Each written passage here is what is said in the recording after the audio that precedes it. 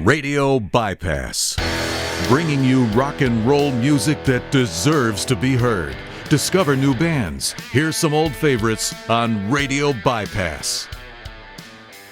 Hey, Radio Bypass. Today we are very happy to be joined once again by two of our favorite metal dudes, Parker and Leo from Wings of Steel. It's been a little over a year since we last chatted, and today we're going to catch up with the boys and see what's been happening the last year or so. How you doing, Leo and Parker? Doing good, man. It's good to be back here with you. Mm-hmm. Good to have you back. I'm very happy to see you guys again, and very happy to see. I kind of try to keep tabs on what you guys got going on as best I can. And I know since we last talked, you guys have definitely gotten out there and gotten to do some shows. I know you got a lot of shows on the horizon for next year, for 2025. So I just thought you could bring us up to speed. What's been happening since last we talked? Yeah, well, we did a pretty successful European tour, which I think, exceeded any expectations that we had going in, because we largely did all those bookings ourselves. Right. And yeah, we had some cool festival opportunities, and we based the entire tour around that pretty much. And went out there and again was blown away by the amount of the response that we got.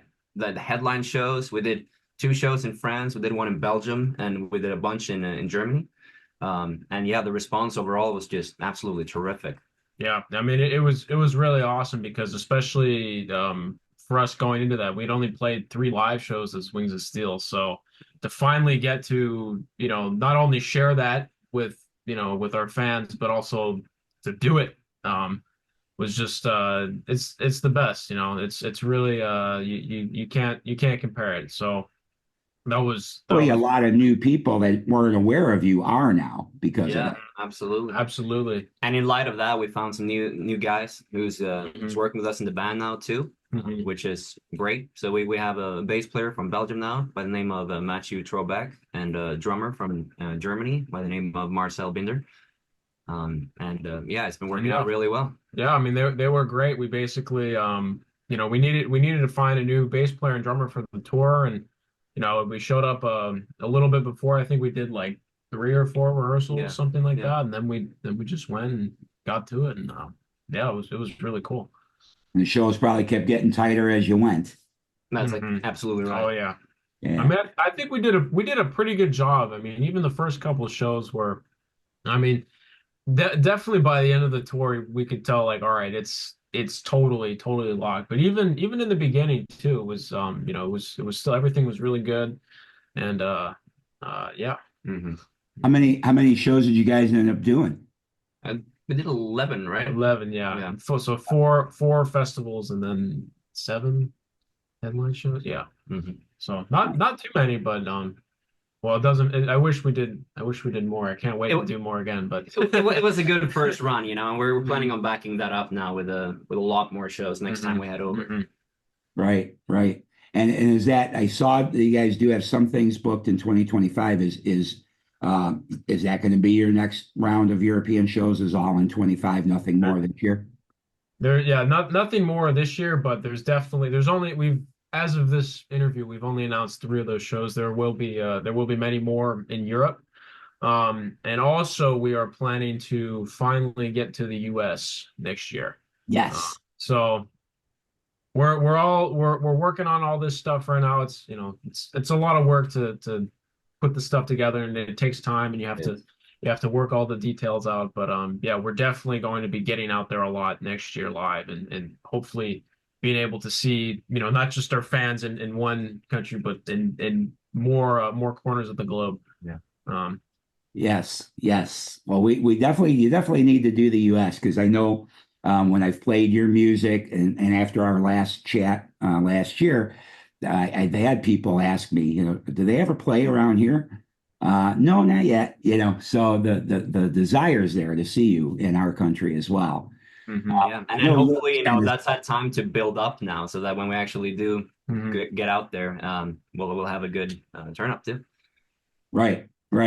Well, you guys did recently release "Wings of Steel," the song, as a new single. I know it's from your original EP, but I imagine that got you a little more attention. It's such a great song. Yeah, we decided to give that one another push because it's proven to be one of those songs that people really connect with. So we figured, let's throw some more force behind that one, let people become aware, and it's been working really well, Yeah. Yeah, I mean, really, it's the goal right now is after this phase after our last European tour, we have a lot of stuff in the works, so we figured this was a good opportunity for us to take some time to give that song some more exposure to help push that and set us up for all the stuff that we have coming up soon. Good, good. And can you share anything that's coming up soon? Yes, yes, Yeah, we can. So on the note of the European tour that we did recently, one of the shows that we played in France, in Lille, was actually recorded. And we had no idea it was being recorded when we played it, which is a kind of a fun little side note. But so we listened through that, and it turned out really great. So we picked a bunch of songs from that, and we're putting it together a live album right now. It's currently being mixed, so we're hoping to have that one out by the end of the year. Oh, that'll be excellent. That'll be excellent. Now I got to ask you, on your Facebook page, I had seen a clip that you guys posted of a Black Sabbath tune you guys were doing. Was that played during this show that got recorded? Because that was Yes. the little clip I saw was kick ass. Yeah, that was the exact show. That was the exact show that was actually recorded live. We won't say anything about which songs we chose for the live album. But it exists. Excellent, excellent. All right. But yeah, so there was If it doesn't appear on the album, I'm going to come knocking on your door and asking you to put it on a drive for me so I can hear the whole thing. Now we hope so, man. We hope to be back here and talking about it again. So. But yeah, so there's that coming up, and then we just talked about the touring stuff for next year, but also next year we are currently right now we're actually we're producing our third studio release as Wings of Steel, so that will also be coming out next year. Brand new album. So oh man, so we got a lot. So 25 is going to be a good Wings of Steel year. oh man, oh yeah, it's shaping up to be like that. Yeah. Awesome. Awesome. Well, that is fantastic. I'm so happy to hear that, and I'm so glad that you were warmly received, as you should be. I mean, you guys are so good, and and after we met the last time, I thought about you guys often, and always thinking, man, I wish there was something I could do to help these guys get out there more. But you guys are so good. Not only are you good as musicians, but I mean, you guys are basically making this all happen on your own. I know you have a little bit of help now, but not much. And you guys are amazing that you're doing all this. And I assume the new records are all on your own too.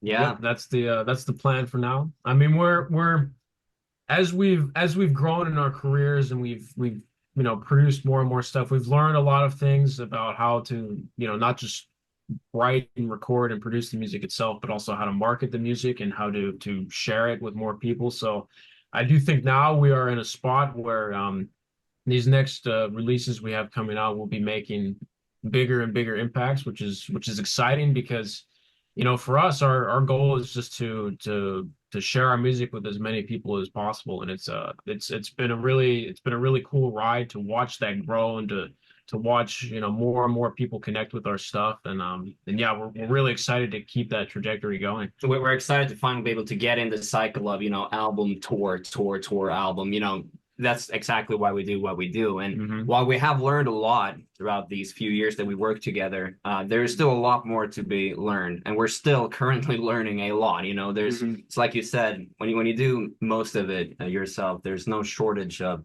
stuff that you got to deal with. So, but we make sure we get our sleep. So yeah, so it's all good. We're working out. Well, you guys, like I said, you just impressed me because I know how hard you guys have pounded away at this, and to see the trajectory you've been on thus far, I think is pretty amazing. And to me, it shows your dedication and your hard work. And I'm looking forward to seeing it pay off even more dividends for you guys as time goes on. Thank you very much, man. Yeah, of course, of course. So I'm trying to think what else, because probably I know some stuff we can't really talk about yet, but because I assume we don't have an exact date for the live record, but you feel pretty confident it will be this year in 2024 before the year's out. That's the plan. Yes, yes. I think with the pace that things are going now, we should be able to get it out before the end of this year.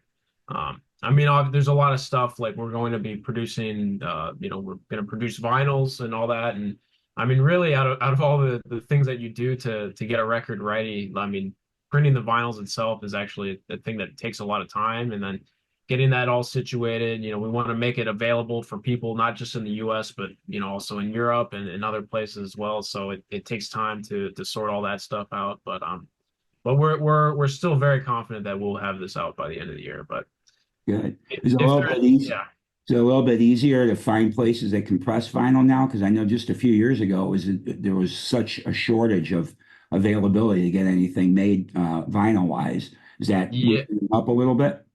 I mean, when we did our first vinyl pressing for the band ever, actually about this time last year, and we ended up pressing it in Europe because it seemed like generally in the US, a lot of the plants they had a longer turnaround time. It was more expensive and the quality was less consistent as opposed to plants in Europe. I mean, we haven't checked to see where that situation is now here in 2024, but we are planning, because it worked out so well for us with the last pressing that we did, that we'll just press these in Europe again. And yeah, because even with the import cost of shipping them over here, it's really not that much when there's a lot of yeah, and it makes sense because we drop ship some copies off to our European partners too, retailers that we work with. So it works well on that sense, as opposed to if we make them in the US and then we have to send them to Europe.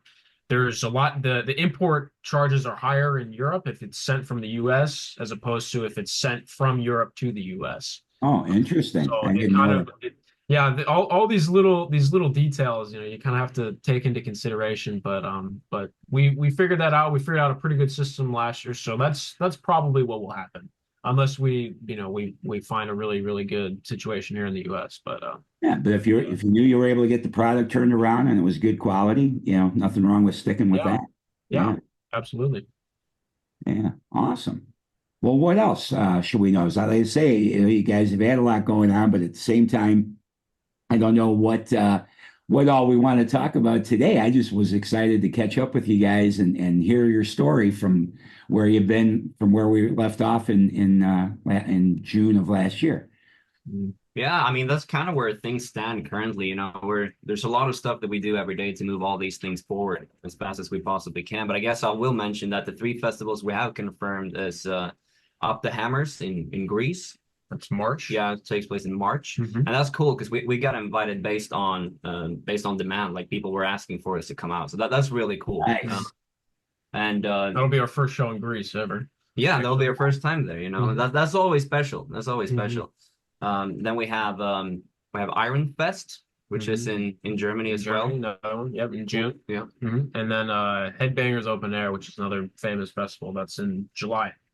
Also in Germany, yeah. But we're looking to there's some we won't say anything yet, but it's there's a lot of other corners of Europe that we did not reach on our tour last year that we will definitely be venturing out to on this next tour in 2025. It's the thing about this interview too. It's a little hard because there are so many things we would like to say, but we can't quite say without giving too much away, Well, we'll get together another time, again, when everything's new and out and all that. But like I said, I was just excited to just get a quick update from you guys and learn what's happening, because I want to continue to let people know about Wings of Steel. I do every chance I get.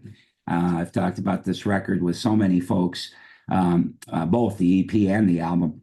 And so, yeah, anything you guys are doing, I'm interested, because I think you're, great people, excellent musicians, and very bright young men. And I'm really just looking forward to seeing you guys have a long, successful career.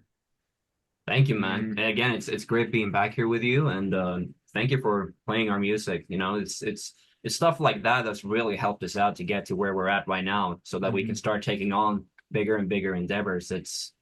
It's all the people who've been sharing, who've been playing through their radio channels, and it's really added up, you know, and Yeah. it's a humbling experience, and it wouldn't be possible without it. So Yeah. we try to thank everyone every chance we get. So Yeah, so yeah. thank you, Ralph. Really. Yeah, I Oh, mean so it's been really crazy, you know, in the 2 years that our music has been released, I guess. It's just it's been really cool to see all the people who connect with it and all the people who you know, they're like, yeah, this is really good. And it's you know, as we go along and we're able to reach more and more people and we're able to grow. And I mean, for Leo and I, it's like, you know, holy shit, you know, this is this is just stuff that we were just, you know, writing, coming up with the other day, and it's, you know, it's making like an impact like this. It's really the coolest thing in the world, and we're just we're very excited for all the stuff that's coming up, and we can't wait to continue to share our stuff with more and more people. Yeah.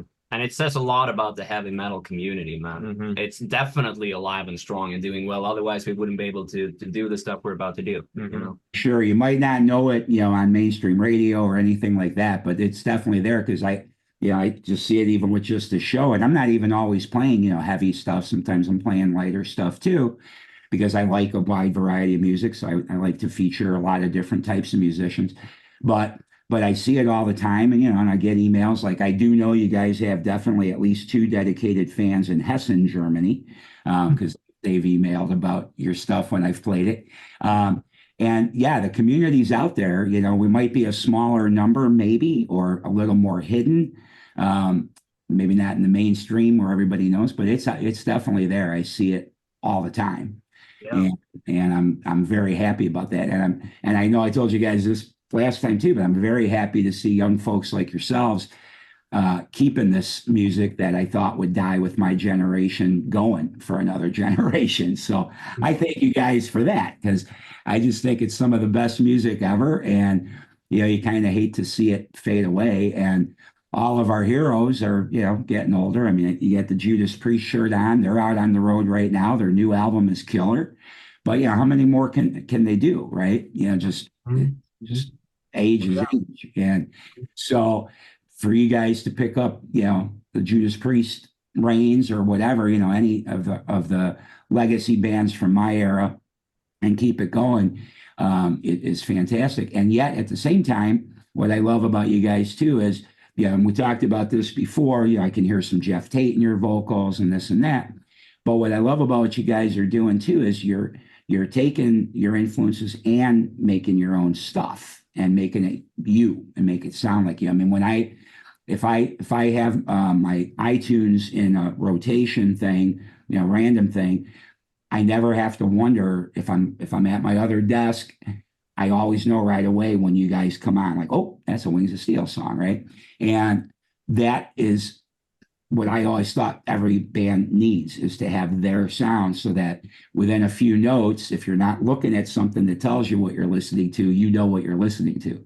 And you guys have achieved that. And I believe, and I can't wait to hear this new studio record in particular. I believe it's only going to be better when the next record comes out. Yeah, we're very we've got a lot of ideas, and we've got a lot of I mean, we already got some songs that we're laying out and everything. It's we're very excited to share what we've come up with. But I'll go back to kind of what you were talking about a little bit. And I mean, the thing is, man, is I this style of music, it's, it's like blues, it's like jazz, it's like classical music. It's a timeless style of music. Good music is not it doesn't go with the trends. What goes with the trends is the mainstream. So even if heavy metal music isn't what's, being played on the mainstream radio and all that stuff, like it's good music is good music, and it resonates. I mean, there's a reason why we still listen to people like Bach, and even, Brigham Moore, but you listen to Elvis and the Beatles, and this music has been around for, Bach's been around for hundreds of years, Beatles have been around for, decades. Like it's old music, but it's timeless and it's good. You can name countless artists like that. But Yeah, no, also, you're right. also too, something I will, I've made this argument before, but I actually really think that heavy metal music is actually, there's a bigger fan base for heavy metal music today than there ever has been, ever. And I make that argument because we still have the same generation from back in the day when it was mainstream.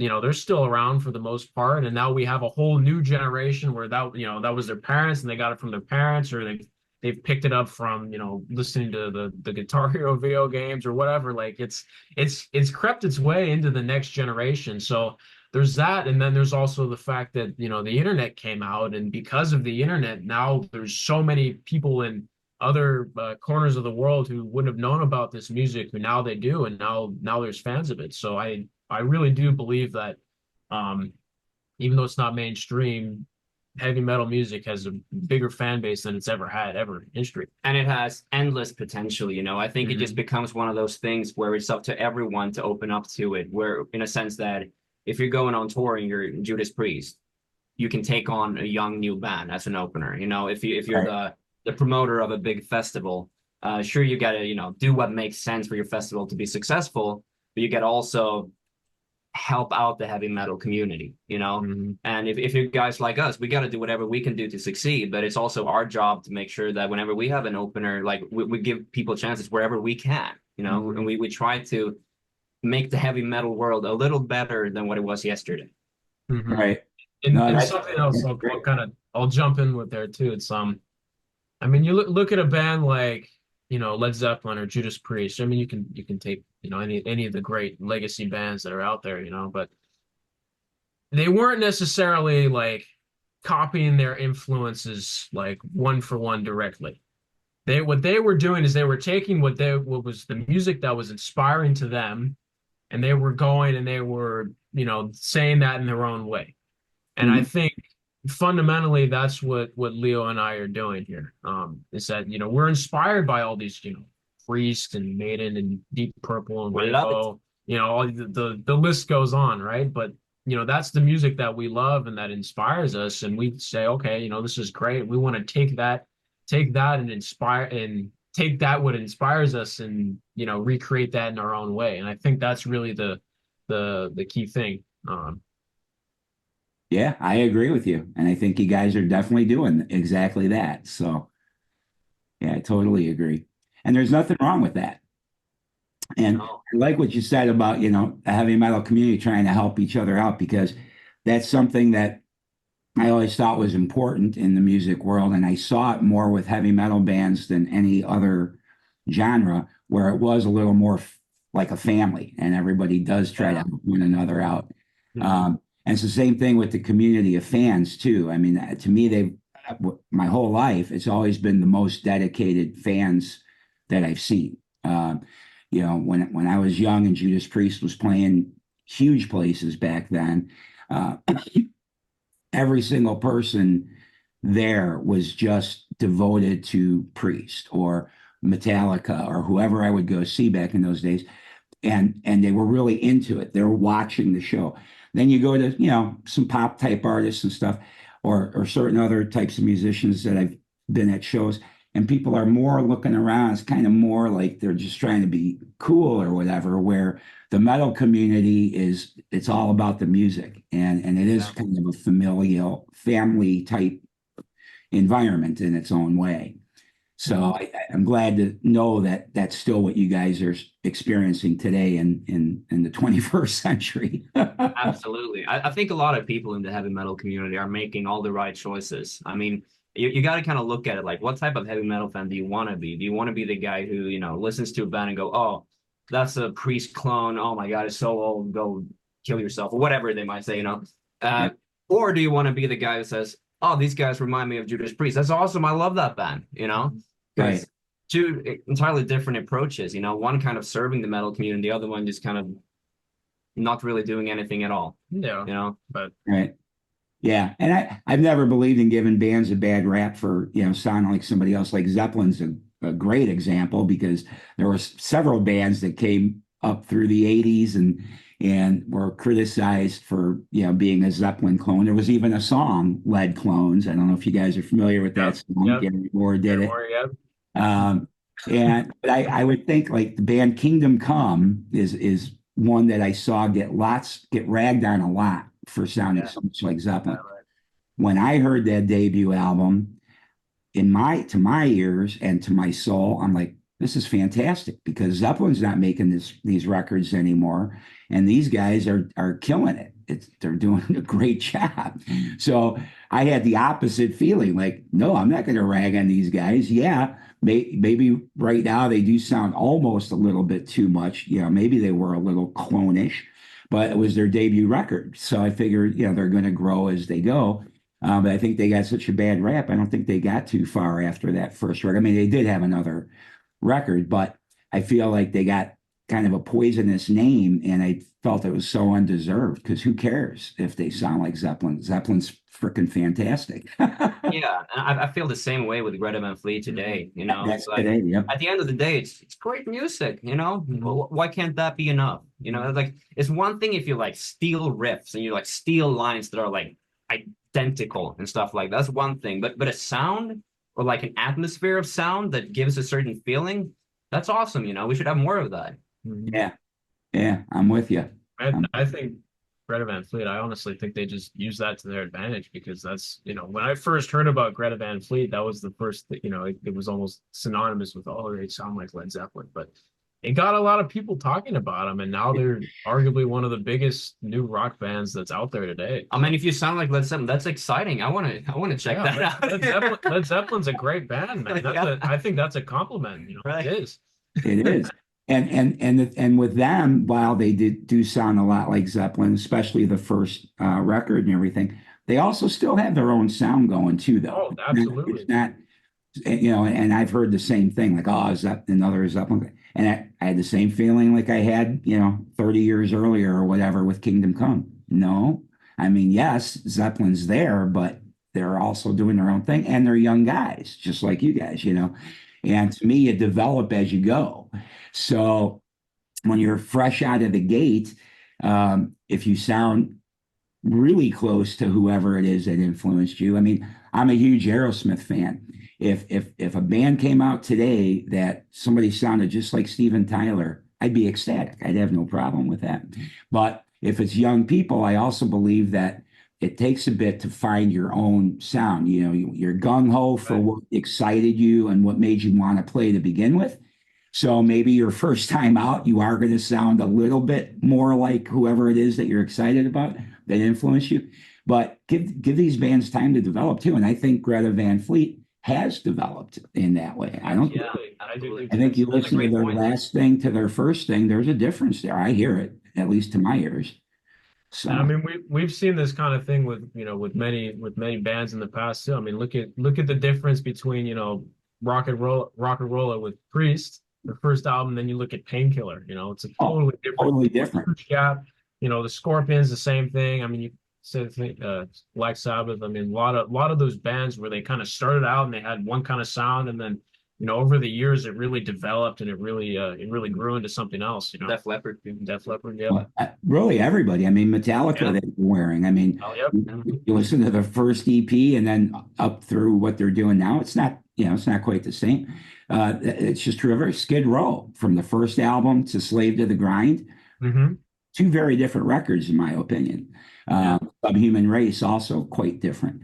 So nothing wrong with that, except sometimes I think people can't handle change either, though. So there is a detriment to that too, I suppose, because some people, if they loved you when you sounded this way and now you sound this way, you might alienate some of those people that loved you to begin with.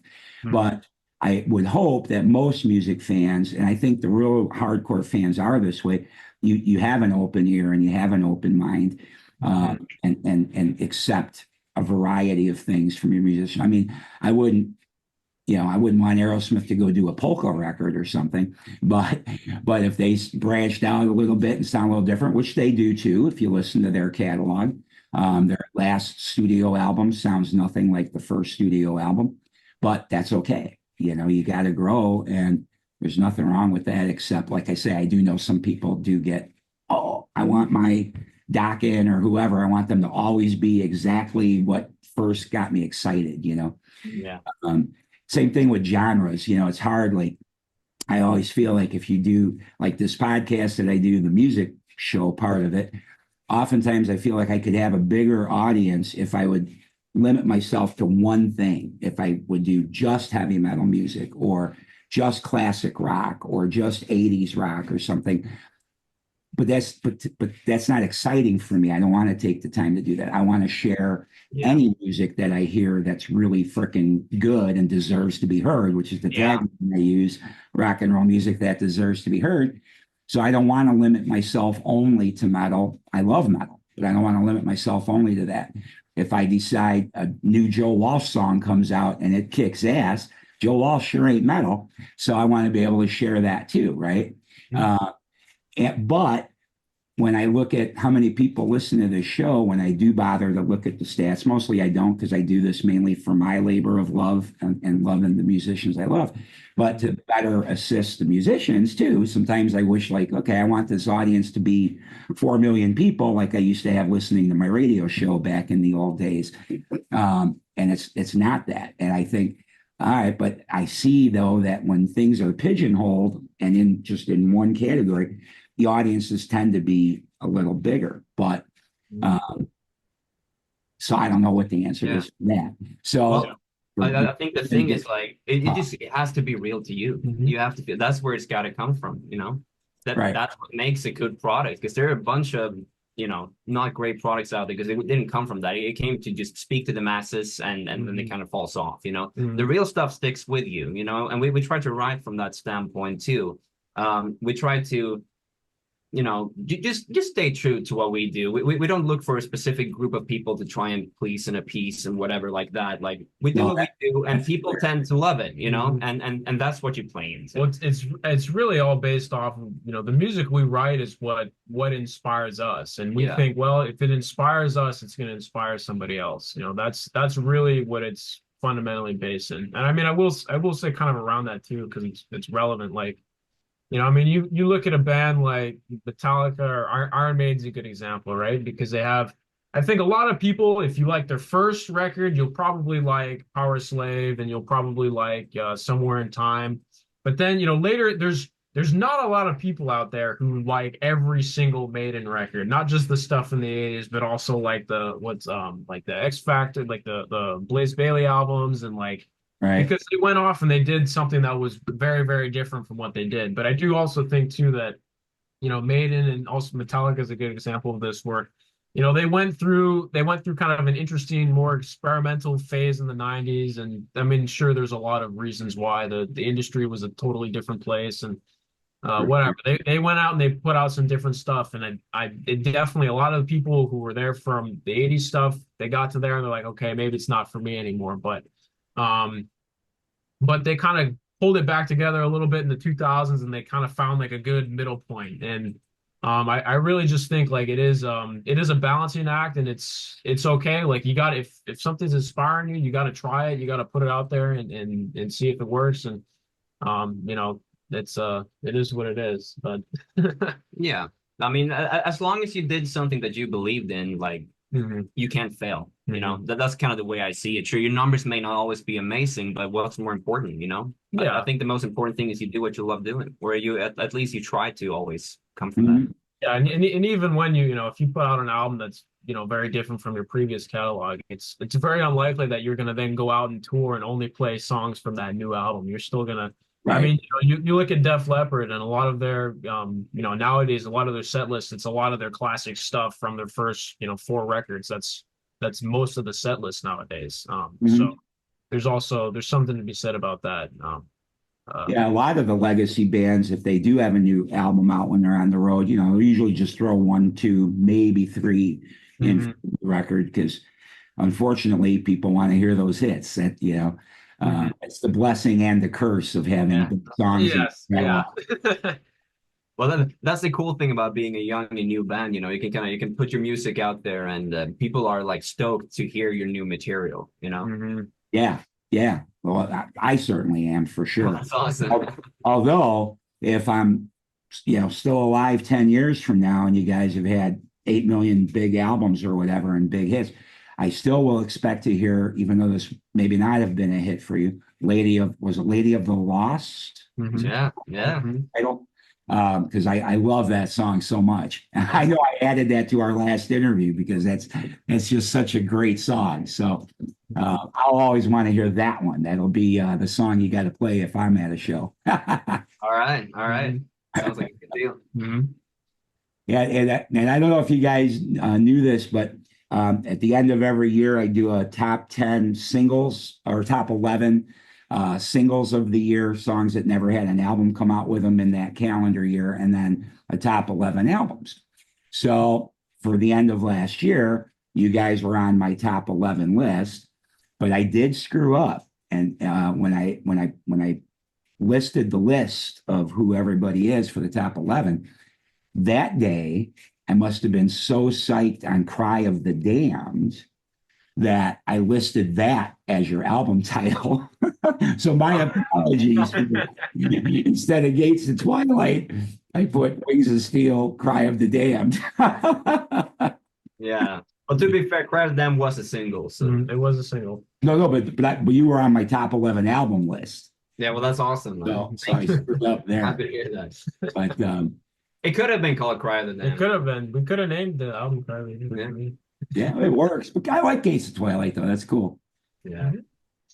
And I don't suppose we want to hint what the title of the new album's going to be, do we?